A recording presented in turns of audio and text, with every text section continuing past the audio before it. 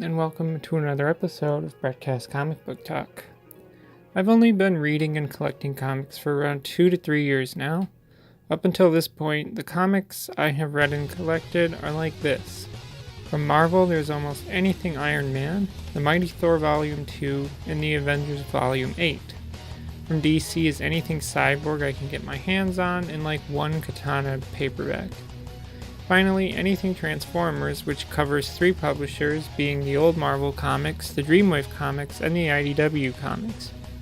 Also from IDW is Sword of Ages and The Infinite Loop, Nothing But the Truth. Why is this all important? Because one of the biggest independent publishers I've actually not gotten around to reading a single issue of any of their various series. And that publisher is Image Comics, famous for The Walking Dead. That's a series I will never delve into because it would cost too much time and money to catch up on almost 200 issues of story. I am bringing this up because I finally went new title hunting at my local comic book shop and came away with 3 new titles, all Image Comics titles.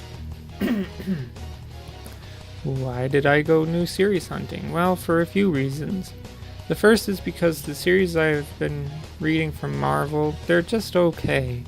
The Avengers is good and strong, but Tony Stark Iron Man has really been lacking in the last 3 issues.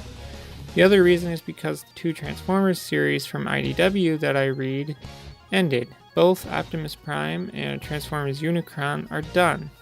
So until the new Transformers reboot in early 2019, the only things I have to read are The Avengers and Tony Stark Iron Man. With that, I decided to go new title hunting, and I actually added 3 Image Comics series I picked to have added to my pull list, so I have more stuff to read while I'm waiting for that Transformers reboot in March of 2019. So what Image Comics titles did I pick up? I picked up The Infinite Dark, The Freeze, and Die, which is plural for dice. And I'm going to be talking about all 3 of those series, starting with Freeze. The Freeze. The Freeze is an interesting premise, that being everyone in the world is frozen in place except for one guy who is the main character, but the twist is that this one guy can unfreeze people just by touch. But he's the only one who can unfreeze people in this manner. No one knows why every person on Earth is frozen at this point, so there's that element of mystery. But when they show the outside of this building that the story starts in, you can see cars crashed everywhere, and in the last panel, an entire plane that crashed. So the world's a little bit apocalyptic.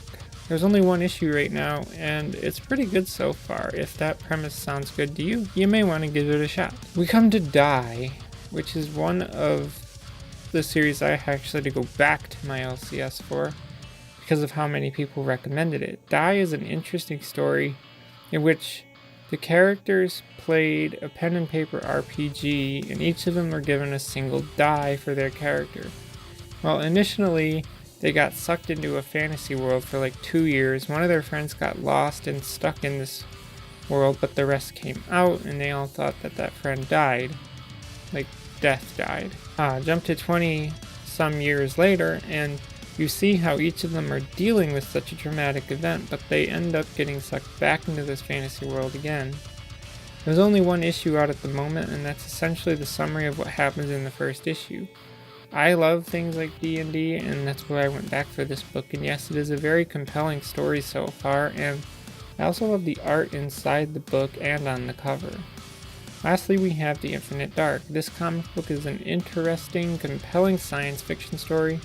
For some reason, people can't live on Earth anymore, so they went out into space, and they live on these big space station-looking things, in which the main one right now is the Orpheus. These stations can hold up to 15,000 people, according to what was said in the first issue of the comic, which, well, now I've actually read first and second issue.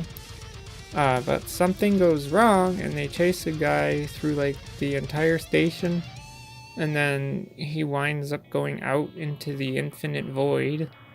And for some reason, seeing all this emptiness really is mentally scarring the people that went after him and all this stuff, and I don't know, it's very psychological. It's interesting. Either way, it's a very good story so far, and if you like sci-fi stuff, you may want to read this. So yeah, those are the Image comics that I've gotten myself into, and so far they're all really good.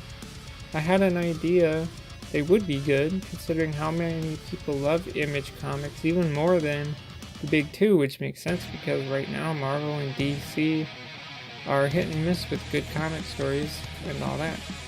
I look forward to continuing to read these series and see how the stories turn out.